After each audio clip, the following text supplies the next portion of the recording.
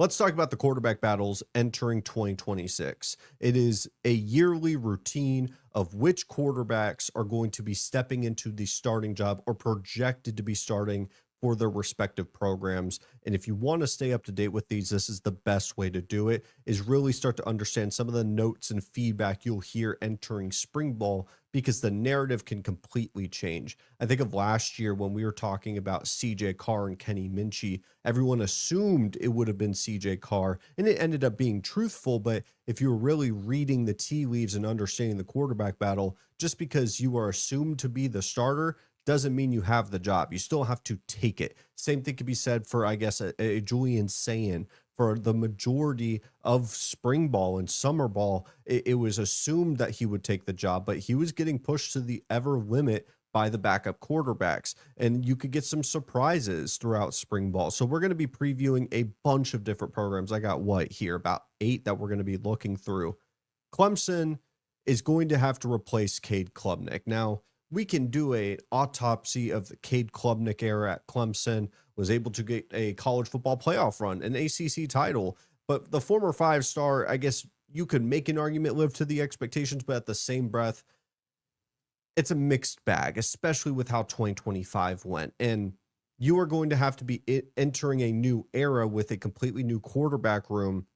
And this looks like it's going to be a 3-headed race of Christopher Vizzenia, Chris Denson, Trent Pearman, and this is going to be Christopher Vizzenia's job to lose. To call a spade, this has been the guy that has been, I guess, set up for the best amount of success to be entering the next era of Clemson football. And we know Dabo Swinney isn't a guy that's going to be taking a ton of risks, especially at the quarterback position. If he has been set up to be the guy, I fully expect him to be that. Very much the same precedent can be set as we're so early into the process of you still have to take it. I think Chris Denson is super impactful, very much a talented quarterback. Same thing could be said for Trent Pearman, but these are guys have not been within the confines of the Clemson identity and program. And that makes a huge difference when we're talking about this, as you are going to see across the board. The guys that have been a part of the program, they are already going to have not just one, but a couple of steps forward compared to maybe a true freshman that will be entering the room. Not everyone is going to be like Jared Curtis at Vanderbilt, who is going to be entering a quarterback room where he knows he's going to be the guy from day one. He's going to be taking over that job. There's a lot of these quarterback battles where it may be the young, talented kid versus the guy that has been waiting in the wings for their opportunity. And there's not a guy that's a true freshman here that I would say is so talented that he has to make it onto the football field. Vizzenia is just easily the pick here, and that's who everyone is for the most part picking. So it would be one of the biggest surprises of spring ball, in my opinion, if they went somewhere else. Tennessee automatically, in my opinion, goes to the forefront of who is going to be the quarterback moving forward. A lot of people are assuming former 5-star George McIntyre, and that makes a ton of sense, especially when we're talking about a guy that's been in the confines, in the building, has been a part of the system with Josh Heupel. Now, has he had a ton of burn and SEC play? No, we're not talking about that, but this is a guy that has been in the program compared to Faison Brandon, 5-star kid in his own right, very talented, but he is a true freshman. This is going to come down to, and if we were looking at a world where, I don't know, Tennessee isn't having these crazy amount of expectations, you start to see the bubbles, almost like a pot of water that has been sitting there and it's hot and you're waiting for it to put the pasta in, right? And you see the bubbles start to come up. I'm noticing that with Tennessee.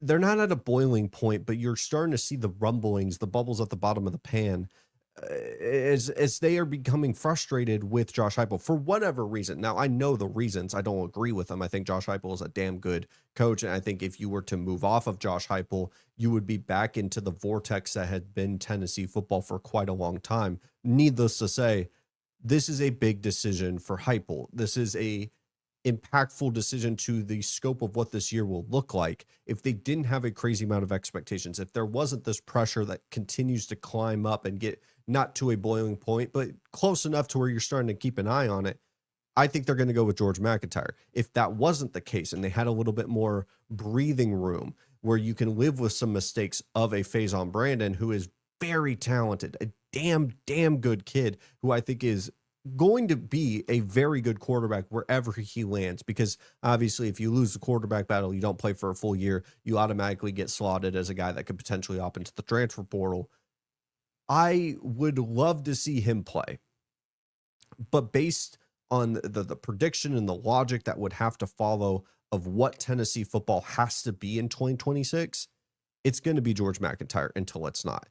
He is, I would give like a 75% chance that he starts versus the 25%. Maybe the true freshman is that damn talented and he plays way above what George McIntyre could be. But McIntyre in his own right is a very talented quarterback as well. And he's been at the collegiate level for much longer. And it makes all the world of a difference. Like the difference between being a redshirt freshman and a true freshman, it's night and day.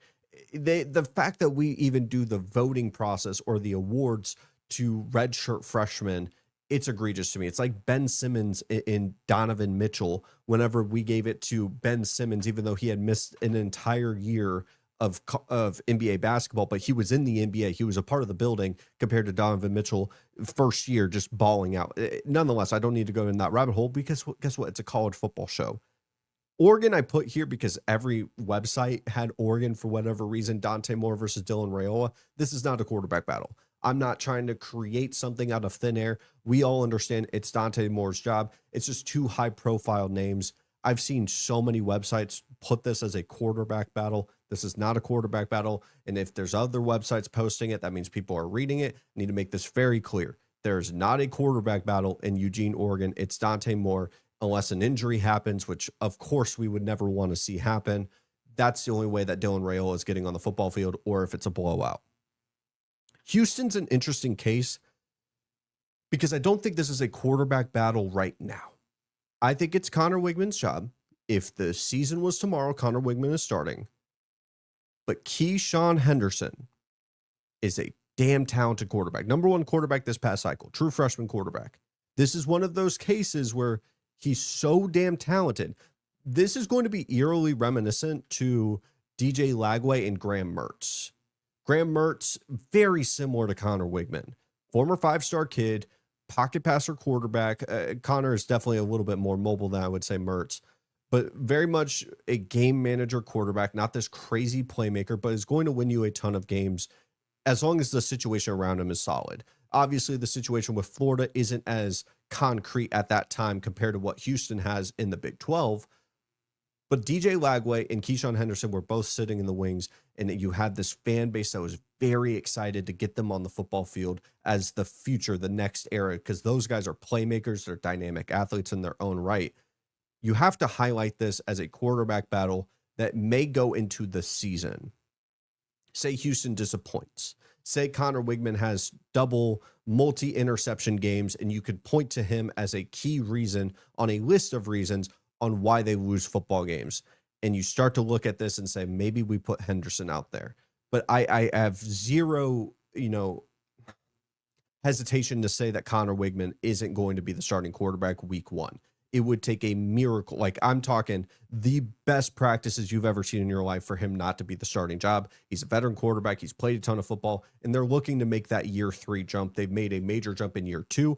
I think they're looking to make that third one, and he is going to be the starting quarterback until he's not. If at the worst case, you have Henderson go into his true sophomore year and he knows he's the guy, I think there is a world where he ends up getting some playing time in the 2026 season. It's just not going to be week 1. So this is a quarterback battle, but I think you put a major asterisk on it, or you put a pause until we get to the season, truthfully.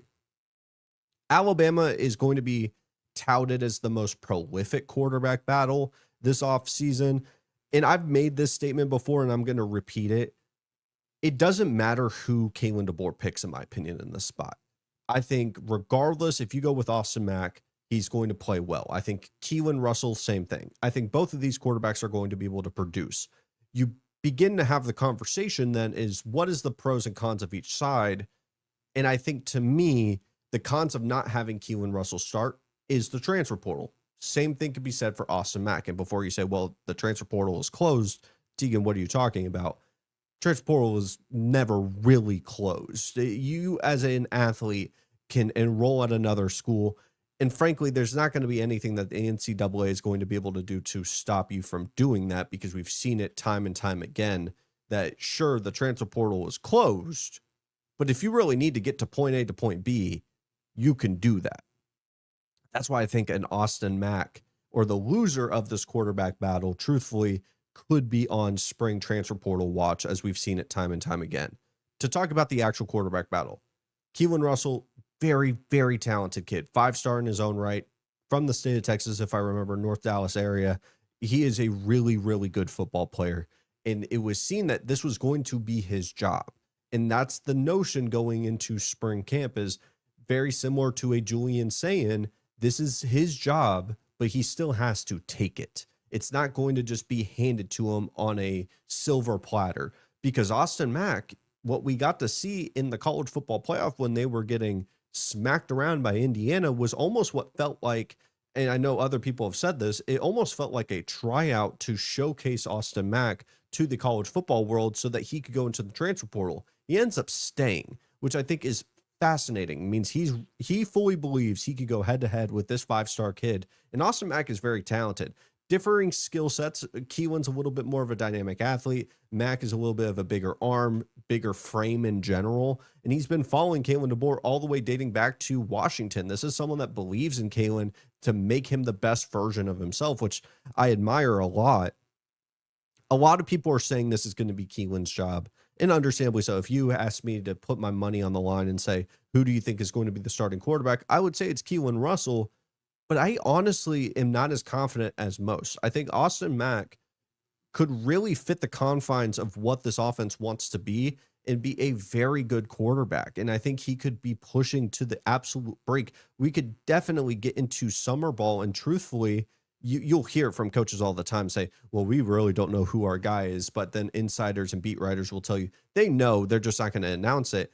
I think it could be a case that Kalen DeBoer really won't know who is going to be a starting quarterback until we get to the midpoint or late, hell, even fall camp at that point, of who is going to be the starter, because I don't think this is going to be something that's decided over the spring. Virginia's in a very interesting case of two. I can't really call Bo Perbula proven. Eli Holstein has definitely played a little bit. The Pitt transfer, and then obviously the Missouri transfer. This is seen to be a Bo Perbula job, but I'm very intrigued by Eli Holstein. I've been intrigued by him dating all the way back to recruiting in high school football. This is one of those coin flip situations of where does Virginia, who shocked the world by being a ACC title appearance and obviously lost to Duke, the 8-5 team, and now they have to replace their quarterback. I believe it was Chandler Morris, which he has a crazy story in his own right. Two very different skill sets. Eli Holstein, pocket passing quarterback, big arm. We know Bo Perbula. If you don't know Bo Perbula, you didn't follow Missouri football for a long time. Dynamic athlete with his legs, not the most pure of a passer. And in these situations, when you get a more dynamic athlete versus, but he's more careless with the football versus a pocket passing quarterback, I may actually lean Eli Holstein here to potentially win out this job in a practice setting.